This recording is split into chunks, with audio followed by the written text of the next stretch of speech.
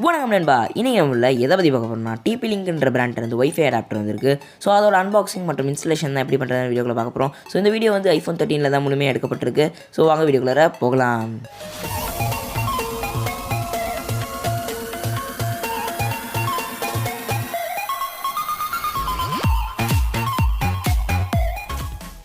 So பாக்ஸில் அவங்களோட branding கொடுத்துருக்காங்க. பிராண்டிங் போனதுக்கப்புறம் நம்ம பார்த்தோம்னா நம்ம வாங்கியிருக்கிற மாடல்னு பார்த்தீங்கன்னா TL-EN725N அந்த மாடல் தான் நம்ம வாங்கியிருக்கோம். ஸோ இப்போ பாக்ஸ் ஓப்பன் பண்ணோம்னா பாக்ஸுக்குள்ளே பார்த்தீங்கன்னா ஒரு பிளாஸ்டிக் பாக்ஸ் இருக்குது.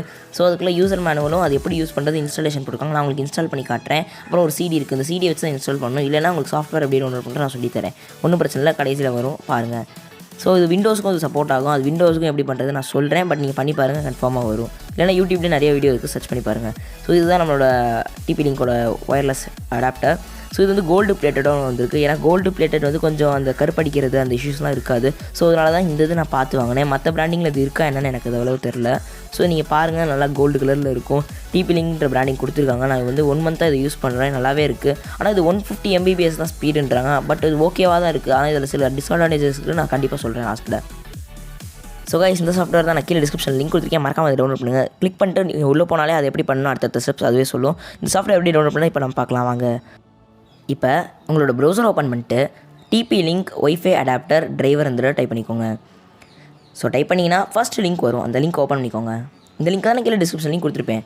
ஸோ கிளிக் பண்ணிட்டு உள்ளே போய்ட்டு நீங்கள் என்ன வெர்ஷன் Windows 7, 11, 10 அந்த மாதிரி என்ன வெர்ஷன் வச்சுக்கணும் அதை கிளிக் பண்ணுங்கள். கிளிக் பண்ணிட்டு நீங்கள் ஆக்டிவேட் பண்ணிக்கலாம், அவ்வளோதான் மெத்தட்.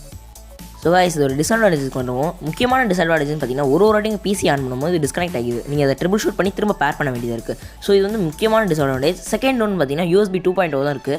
இப்போ வந்துருக்கிறதெல்லாம் பார்த்தீங்கன்னா USB 3.0 வந்துருச்சு.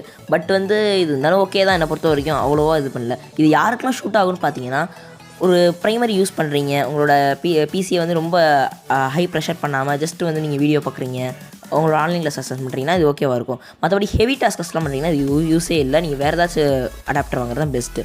ஸோ இந்த வீடியோ உங்களுக்கு பிடிச்சிருக்கும் நினைக்கிறேன். வீடியோ பிடிச்சா லைக் பண்ணுங்கள், மறக்காம உங்கள் ஃப்ரெண்ட்ஸோட ஷேர் பண்ணுங்கள். அது மட்டும் இல்லாமல் நம்ம சேனலுக்கு சப்ஸ்கிரைப் பண்ணிட்டு பக்கத்தில் இருக்க பெல் ஐகானை சேர்த்து ப்ரெஸ் பண்ணுங்கள். அப்போ தான் நான் போகிற இந்த மாதிரி இன்ட்ரெஸ்டிங்கான வீடியோஸ் உங்களுக்கு கரெக்டாக வந்து சேரும். தேங்க்ஸ் ஃபார் வாட்சிங் வீடியோ. சஞ்சீவ் அன்பாக்சிங்.